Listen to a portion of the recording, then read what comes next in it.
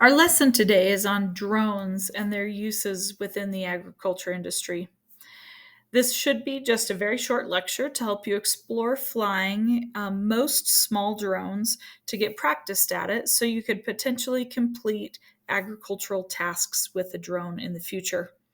We find that drones are quite pricey to get started with, and so we recommend, and what we'll be talking about in this instructional video is the use of a Dji Tello drone. It's a very small drone, priced inexpensively, and primarily designed to fly inside a building.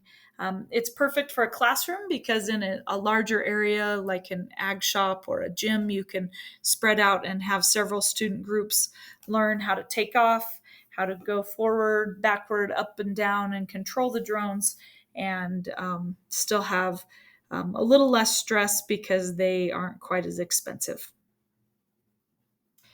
First, let's kind of set the scene for why we would take the time to learn this.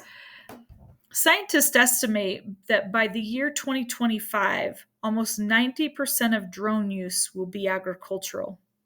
Within the American society, we find uses for drones in lots of places. We know that we might start seeing packages delivered by them. We know that they've proved valuable in police work. We know that they are definitely used in real estate and in videography. But we are finding that they can be especially useful in agriculture. And I'm going to attempt to play this video for you to talk about that. Well, it used to be in agriculture, it was all hands-on. You drove the tractors, you manually changed things, but now computers have taken a lot of the tedious stuff out. Jeff Sandburn is a corn, wheat, and soybean farmer in Portland, Michigan, and his job has changed a lot over the years as innovation in agricultural technology has increased at a breakneck pace. And while not all farmers are eager to adopt this new technology, Jeff is. We only have so much land that can grow crops, productive crops, and this planet continues to have more people on it. So we have to do a better job on the land we have and get more out of the resources we put in, get higher yields to feed more people. But what if there was a way to increase crop yield and farmers' profitability while decreasing over-fertilization and water waste?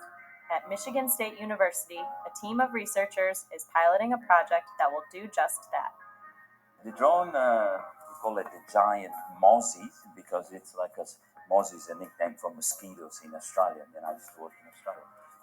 It's it sounds like a mosquito, but I use it to fly over farmers' fields and detect changes in plant performances. Bruno Basso, an Italian native, has relocated to America's heartland to pilot a new research project using unmanned aerial vehicles, otherwise known as drones. When a drone flies like this specific type flies over a field, it detects information about reflectance of light from the plant. So you are able to get an information for a very large area at a fine scale. Commercial drones have been used by farmers for years to provide a bird's eye view of their crops, and it's estimated that 90% of all drone use by the year 2025 will be in agriculture. But Bruno's drone does much more than take pretty pictures from above. This drone is able to survey large sections of land down to the millimeter, generating detailed maps which lend farmers valuable insight into their fields. Everything that I do in a field costs me money, whether it's the seed I buy, the fertilizer I use, the chemicals that are applied. If I can get the most efficient use out of that resource, whether it's seed, fertilizer, which fertilizer is very energy intensive, I want to grow the most crop I can out of that given unit of fertilizer. But increasing the amount of fertilizer does not necessarily mean a farmer will see an increase in the amount of crops he is able to produce. And for Bruno, a uniform application of fertilizer is simply a waste. So the uniform application that normally a farmer does, by definition, he overestimates this input in one area and he underestimates inputs in the other area.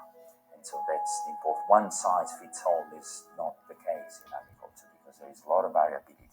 So in the end, what does the drone do? Tells us about that variability. Understanding field variability is one part of the puzzle, But for all that information to be useful, a farmer has to know what practical measures to take. That's why Bruno is developing easy-to-use software that not only breaks the information down, it actually creates a predictive model that allows a farmer to digitally test out a change in their farming practices without any risk to their yield. The implications of Bruno's research are clear. Smart advancements in agricultural technology could be the key to increasing farmers' profitability, decreasing the environmental impact, and increasing food production to support an ever-growing global population.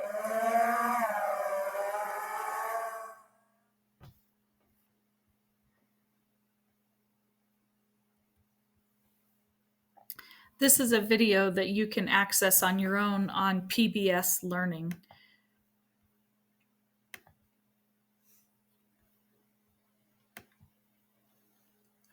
There are a variety of kinds of work that drones can do in agriculture, and we've talked about these in some previous lessons of this unit, but to quickly review, sometimes drones are used for surveillance of animals. However, I would expand that to say sometimes they can identify dry spots in an irrigated pasture.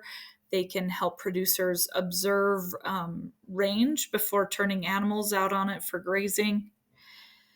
We know that drones can be used to apply herbicide and pesticide, as well as observe results after that's done.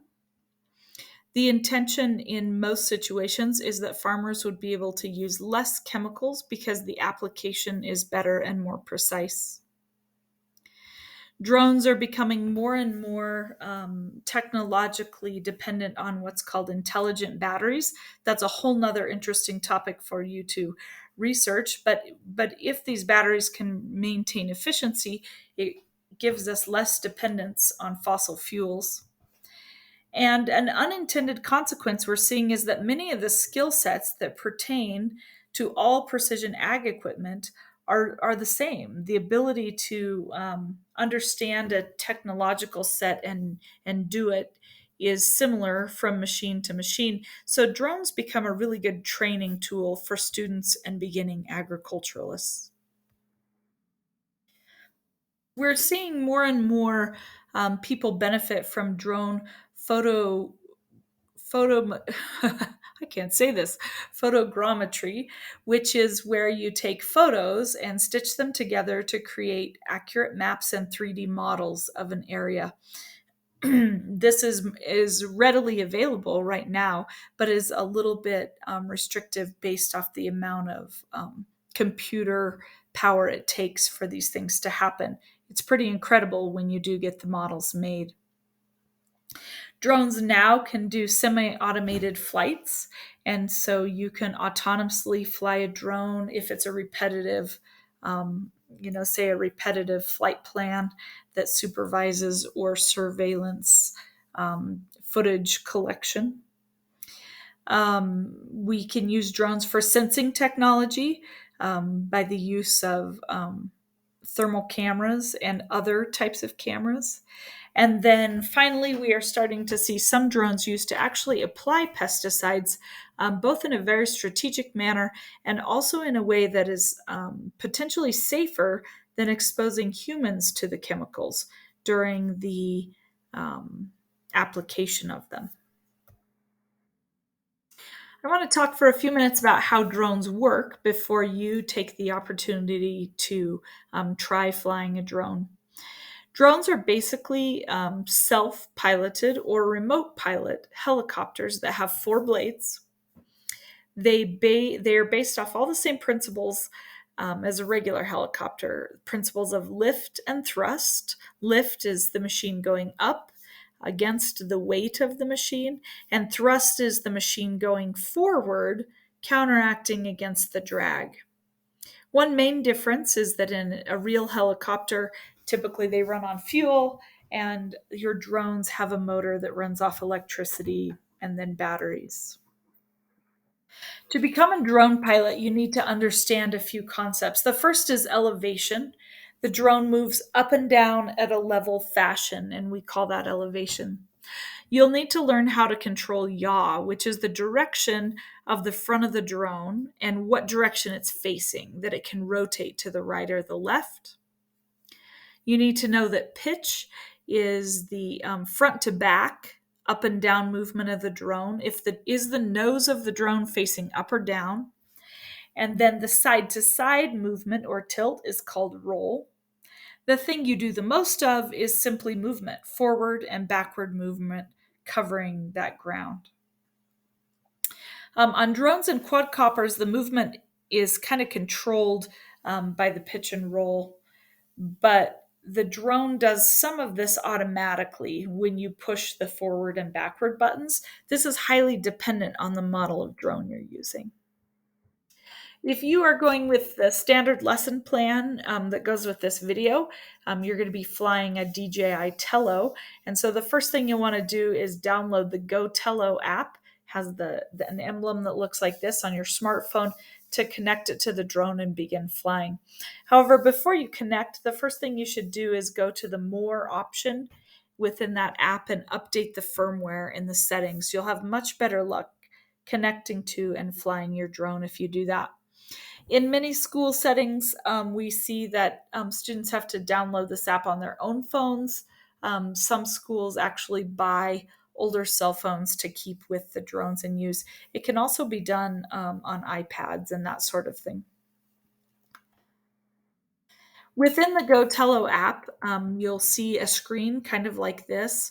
The screen controls are fairly standard.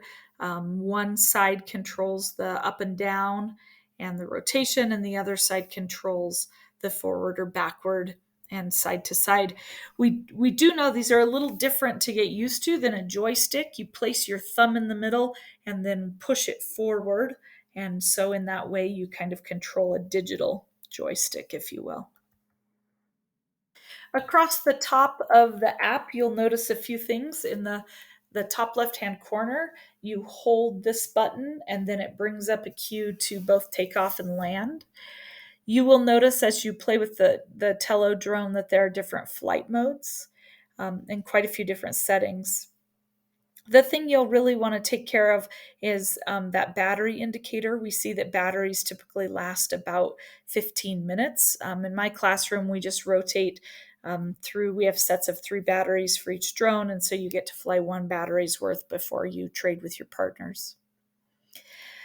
You can see that even on a small drone like this, you can take images and video and review them. And you can take pictures and record. And then, of course, you have those virtual joysticks down at the bottom. In terms of some basic operation steps to get you started, I recommend putting your phone on an airplane mode and then turning on the Wi-Fi.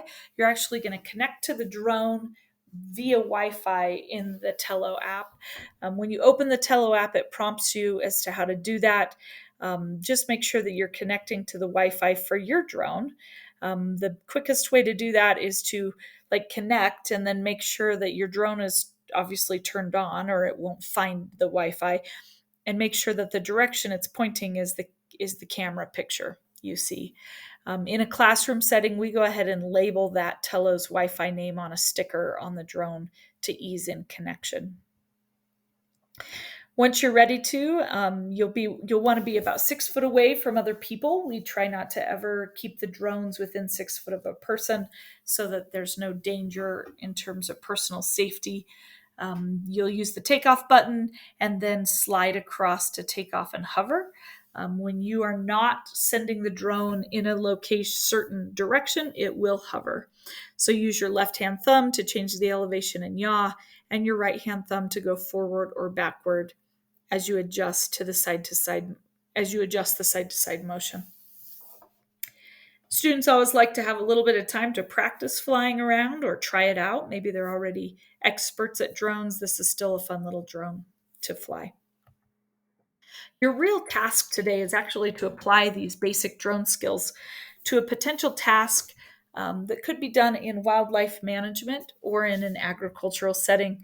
We're going to pretend you have a little bit of a wildlife area set up and you're going to do a population count. So your teacher should have found a large area for you to fly the drone in, and you should have some yellow, purple, orange, and white squares of different sizes. I would like for you to work with a partner. Your job is to survey the area in a systematic sort of way and create a tally of each of the populations of these animals. For today's purposes, we'll pretend that the yellow squares are antelope, the purple squares are buffalo, the orange squares are prairie chickens, and you'll see some big white squares that have numbers on them. We're going to say those are homes. And so you're going to kind of fly the whole area and try to take a tally of how many animals you count in those population counts. Furthermore, I'd like for you to report back which of these homes provides the best habitat for animals. I would guess you will judge that based off the amount of animals near the home. So enjoy this task. I'm sure you're ready for the challenge, and have a great day.